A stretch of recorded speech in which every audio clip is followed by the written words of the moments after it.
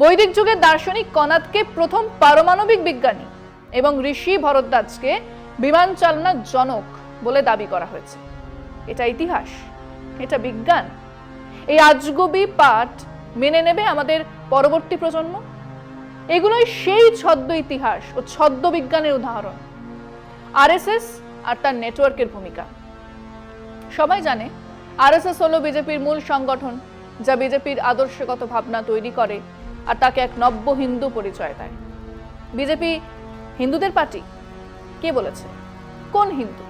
শাক্ত, শৈব, বৈষ্ণব, একেশ্বরবাদী, নিরীশ্বরবাদী?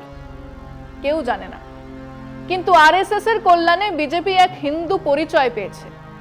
আরএসএস এর অনুমোদিত স্কুল এবং সংগঠনগুলির যেমন বিদ্যাভারতী বা অখিল ভারতীয় শিক্ষণ সংস্থান বা বনবাসী শিক্ষা কেন্দ্র, এইসব মিলে একটা বিশাল নেটওয়ার্ক রয়েছে, যার মাধ্যমে তারা শিক্ষা ব্যবস্থাকে প্রভাবিত করে এবং তাদের মতাদর্শকেও প্রচার করে।